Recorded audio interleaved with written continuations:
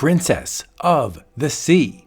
In his quest for fabulous treasure in the ocean's awesome depths, John Garth battles unknown perils never before encountered by any man on Earth. But John is fated to win the greatest treasure of all, the love of the beautiful, wondrous Princess of the Sea.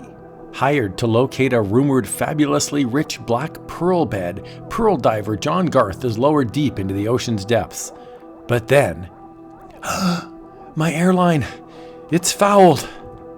The oxygen, it's almost gone. I can hardly breathe. Frantically, Garth gasps for oxygen, his heart pounding, his senses whirling. I'm dying. I don't want to die. I want to live. And then, like a phantom emerging from the sea waters, he saw her. She's beautiful, but not real. No one that beautiful could be real. I'm suffocating. Her face must be an hallucination. But as Garth struggles for each breath, strong arms seize him and drag him down, and down, and down, into crimson depths. Everything turning red. These must be the last moments before death. No, leave my helmet alone. Don't take it off. I'll drown. But the pearl diver's struggles are in vain. Off comes the helmet, and then, miracle of miracles, I'm alive, and I'm not drowning. I'm breathing water. This is insane. Here I am at the bottom of the ocean, breathing water, not crushed by the pressure of tons of water. And most incredible of all, I've been saved by a mermaid. Maybe I'm dead after all. This couldn't really happen to a human being, but it is happening to you, and it's true. You talk. Now I know this can't be real. You aren't the first surface being to have been rescued by the people of the lower depths. But this still doesn't make sense. Who are you? And how can I, and you too, live under these conditions? I am Princess Tanya of the Kingdom of the Lower Depths. My people are able to thrive here on the ocean floor because of the strange chemical properties of the water in this area. This is all a ridiculous dream. Unconsciousness overwhelms John Garth, but in his delirium, he seems to be watched by weird, fish-like beings. Later, he revives. My mind, perfectly clear. Then this isn't a dream. Rest, John Garth. You are weaker than you think. You know my name, Tanya? I know much about you. You talked in your delirium. I learned, John Garth, that you are a good and a brave man. I'll still refuse to believe this is true, Princess, until I see how you people of the lower oceanic depths live.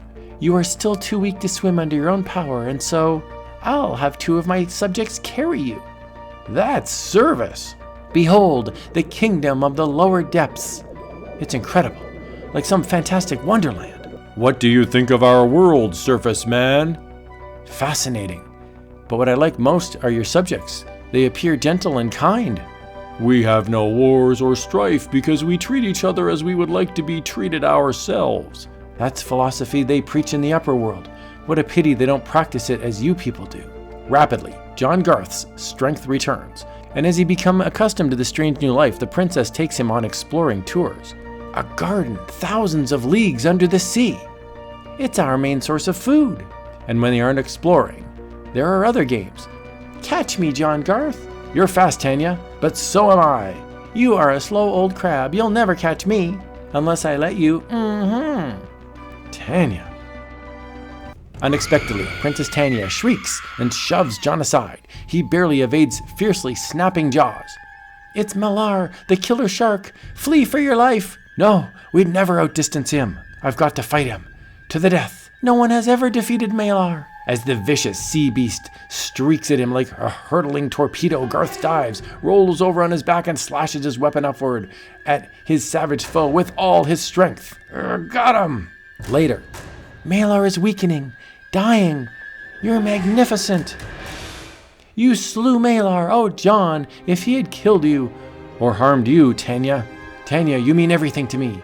If I may dare ask for the hand of a princess, of course I'll marry you, John Garth, slayer of the killer shark, conqueror of my heart. On the day of the wedding, The denizens of the lower oceanic depths turn out en masse for the exciting occasion.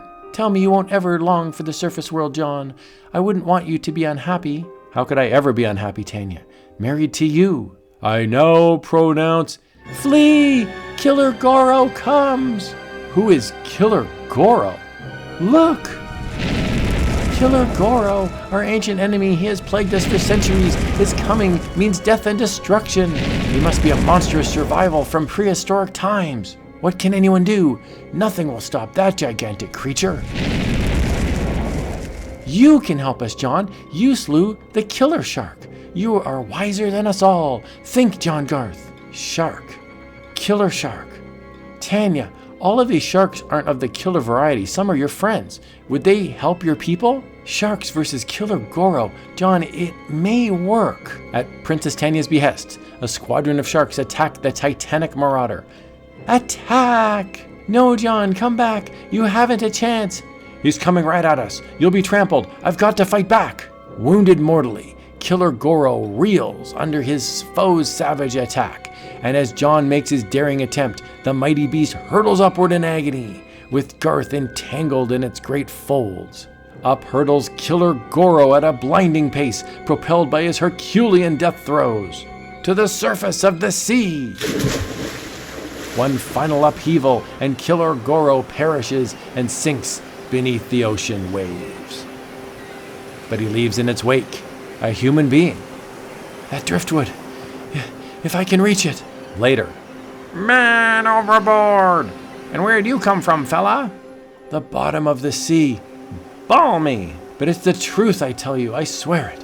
I've come from the bottom of the sea.